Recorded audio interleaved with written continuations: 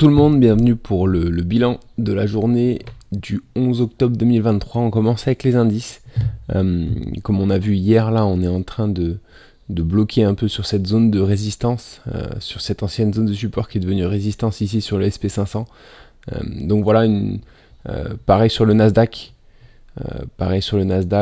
On approche dangereusement de cette résistance. Donc on reste méfiant ici, il faut être prudent au niveau des positions à l'achat surtout, parce qu'on sait que s'il y a une mauvaise nouvelle qui intervient économiquement, au niveau économique, ça peut faire des dégâts.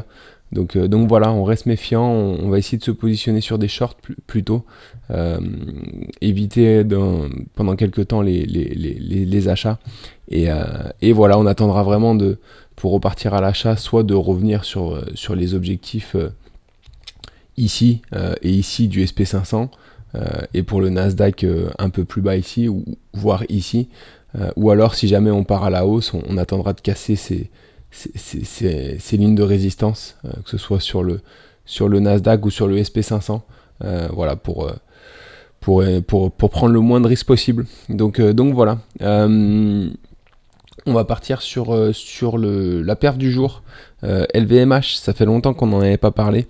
Alors j'avais fait une vidéo à un moment donné, parce que là il y avait eu ici à cet endroit là, il y avait eu ce qu'on appelle un îlot de renversement. C'est un gap qui est très haussier. J'avais fait la vidéo ici, sauf que le jour d'après il a été comblé malheureusement, donc c'était plus valable. J'ai donc enlevé mon ordre d'achat ici. Ici ce qu'on voit c'est mon stop loss, hein. Voilà, et du coup l'action a traîné et est repartie vers le bas hier. Du coup elle a fait une belle mèche baissière hier, donc voilà, on a pu rapprocher notre stop loss ici, donc on va continuer à suivre. C'est vrai qu'LVMH on l'a prise au bon moment, on l'avait prise sur ce double top ici. Voilà, on avait aussi un triangle ascendant, on l'avait pris il me semble non, on l'avait pas pris sur le triangle ascendant, on l'avait pris sur le double top avec une ligne de coup horizontale. On avait pris le pullback ici, donc voilà, on a été bien déclenché, et du coup voilà, ça marche pas mal pour le moment.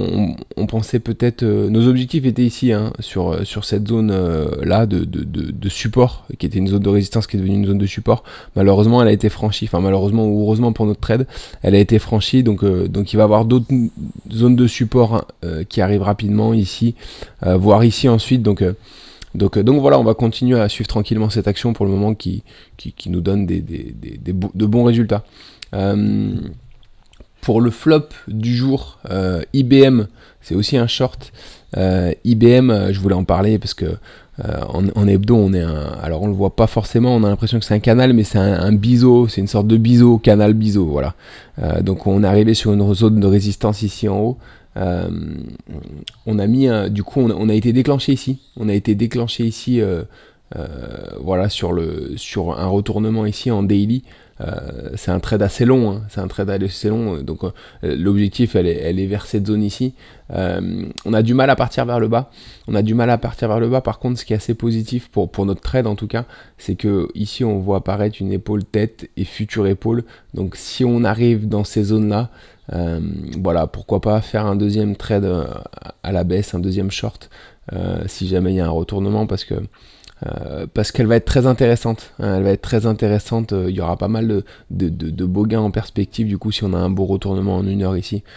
Donc voilà, Intel qui peut être pour le moment qui ne part pas vers le bas, mais qui peut être intéressante dans très peu de temps aussi pour un short, voilà, et c'est le cas de beaucoup de grosses capitalisations. Voilà, on est sur des zones de résistance un peu de partout, donc voilà, encore une fois, hein, une mauvaise nouvelle économique, et je pense que ça peut faire mal un peu de partout, donc voilà, ça peut chuter un peu de partout. Ça chutera pas jusqu'aux abysses, hein, mais voilà, on peut faire une belle correction et puis ensuite avoir des belles opportunités d'achat un peu plus bas. Le short du jour, Berkshire Hathaway, pardon, c'est le fonds d'investissement du coup de Warren Buffett. On arrive sur, on va pas dire un double top parce que ce serait un peu grossier, on a bien dépassé le top, mais ici en haut on a une sorte de retournement, on a un élargissement ascendant à angle droit. qu'on a cassé par le bas, et là on revient faire un pullback. Les objectifs de l'élargissement ascendant, c'est la moitié de cette hauteur, d'ici à ici. Vous prenez la distance entre la ligne de coup et la plus grande hauteur, et c'est la moitié de cette hauteur qu'on reporte par le bas, donc c'est par ici. Voilà, on a un retournement ici, donc on a mis un ordre, on a un retournement 1 heure, hein, je vais vous le montrer. Voilà, donc on a mis un ordre ici, on mettra notre stop loss si jamais on est déclenché ici. Donc voilà, les objectifs pas fameux autour du R1,5. En général, pour les objectifs, je préfère quand les objectifs sont au moins au R2. Mais là, comme c'est une grosse capitalisation, et puis comme on va accentuer un peu sur les shorts, je force un peu certains shorts, je l'avoue. Donc voilà, celui-là on va le voir, même si forcément c'est pas forcément judicieux de prendre un short sur Berkshire Hathaway, parce que c'est une action qui est hyper haussière, hein. C'est Warren Buffett, hein, qui est très bon, hein. Donc voilà, mais quand même on va le suivre parce qu'elle est intéressante, et puis vu le contexte actuel, je pense que ça peut être pas mal, on peut venir corriger un peu plus bas et venir chercher ces zones là. Donc voilà. C'est tout pour aujourd'hui, pas de longue encore une fois pour aujourd'hui, parce qu'on va calmer les longues pendant quelques jours en attendant de voir si on casse ces résistances ou pas.